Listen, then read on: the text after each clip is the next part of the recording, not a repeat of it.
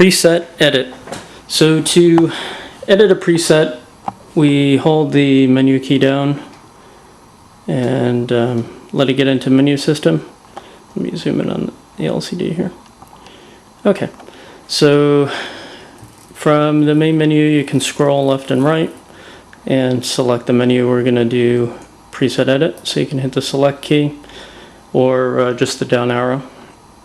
And the first thing it asks is for what preset to edit, and it defaults to whatever the last preset you were playing in preset mode would have been. So in my case, I'm on preset number 13.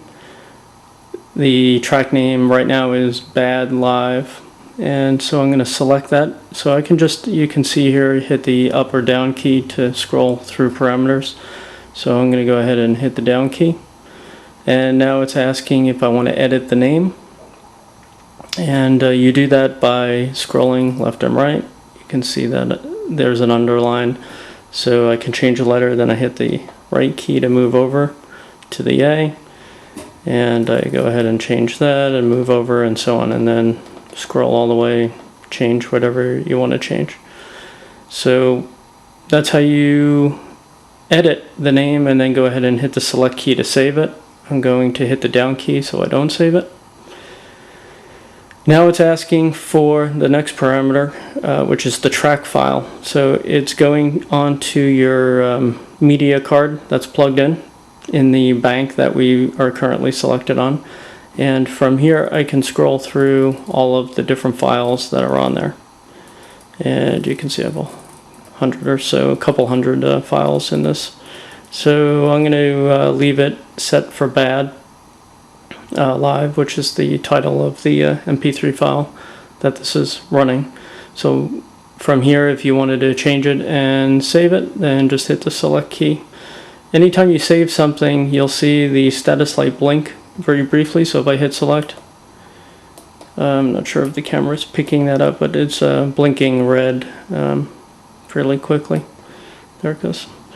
So I'm going to hit the down key again, and here we can set the volume of the track. So if I scroll the wheel, do this with my pinky, you can see that I can scroll and change the overall volume of left and right. If I hit the down key again, you'll see that the arrow stayed on the left channel and it was removed from the right. So here I can control individual channels if I want. So if I hit the down key again, then I can change the right. Again, hit the select key to save your changes. If I hit down again, I can control the bass level, the gain.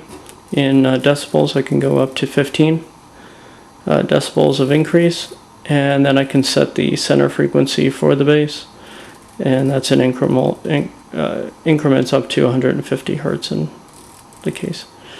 Okay, I'm going to leave that alone, and then we could do the same for treble. We can increase the gain, and the frequency is in increments of 1,000, so I can go from nothing to 15,000 hertz. Okay. If this preset has a MIDI file assigned to it, then this is where we tell it to type. So in the case of this preset, I have a MIDI file connected already, and it's type MIDI file. If I change this, I can set it to none. If I wanted to record a MIDI track right now for this preset, then I'd go ahead and hit MIDI create. If we had a pre-made MIDI file, we could have just stored it on the memory card, and then through this list you're able to scroll. Right now that's the only MIDI file on this disk. Okay, so that's how we do that. I'm going to show that in playback in a second. And okay, so here we have, that's the MIDI file name. Right now we can set the tempo.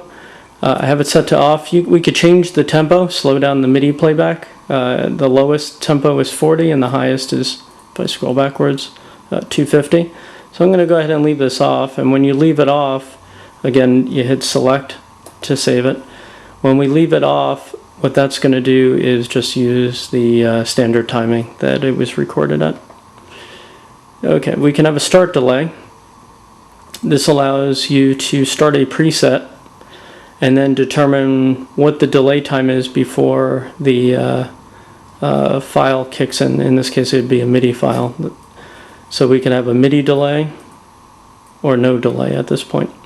So no delay just means everything starts in synchronization at the same time. If we wanted to add a delay, we would change this to delay. I'll go ahead and save that. Scroll down, and now it's asking how many milliseconds do we want to delay the playback. So I'm going to go back up and change that to none so that our files play in sync. Okay, here we have preamp volume.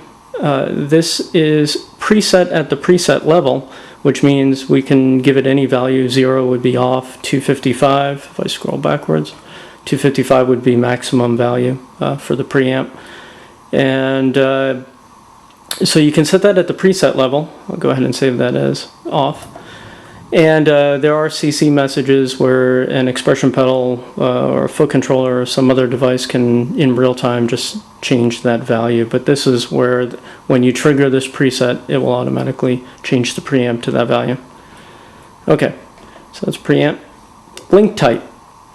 Each preset can have no link, which means it'll play once, as you would expect, and then stop itself. So that would be no link. And then you can always re-trigger or restart the preset. You can have a preset that repeats itself. So once it gets to the end, it'll stop and then restart. Pretty straightforward. And then you can have a preset that triggers another preset. So it'll play itself, it'll stop, and then it'll trigger a preset based on the next parameter. So trigger 2, what preset number? So here we can tell it to go, and you can select anything from 1 to 127, but right here you would enter what preset you want it to trigger.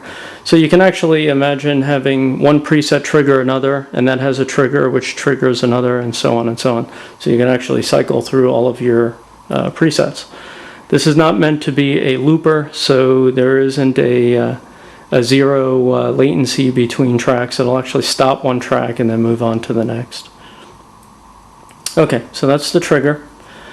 And then if you're going to change banks, you need to tell it that. Usually you don't want to do that because that'll add even more latency. Then you have a link type. So when we trigger this preset to start by hitting the select key or sending it a MIDI command to start from a foot controller or some other device, we can start immediately, which is how all of these presets have been starting to date.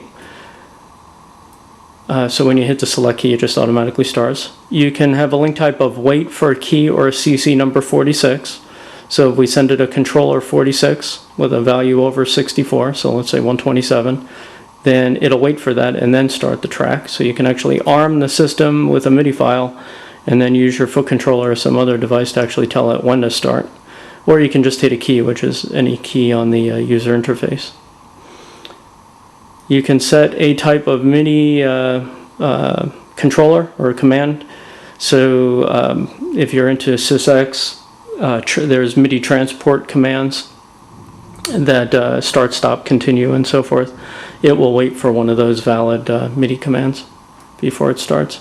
And then finally, you have MIDI time clock or SMPTE time coding. And at this point, if you select that, then if we scroll down to the last parameter, here you would enter the hour, minute, second, and frame of the time that it's going to wait for. And then when it sees that come through the MIDI, then it'll trigger the preset. So that's MIDI timecode. And then finally, the last parameter in preset editing is the ability to wipe out the entire preset, so you can start all over. So let's go ahead, and for the fun of it, we're going to do a link type of press and wait for a key. So I'm going to go ahead and hit wait for a key. Okay, so that is preset menu. So I'm going to hold the up key, and that brought me to the top of the preset edit. I'm going to hold the up key again to get me out of the main menu system, and that brings me back to preset mode. Now you'll notice a couple of changes.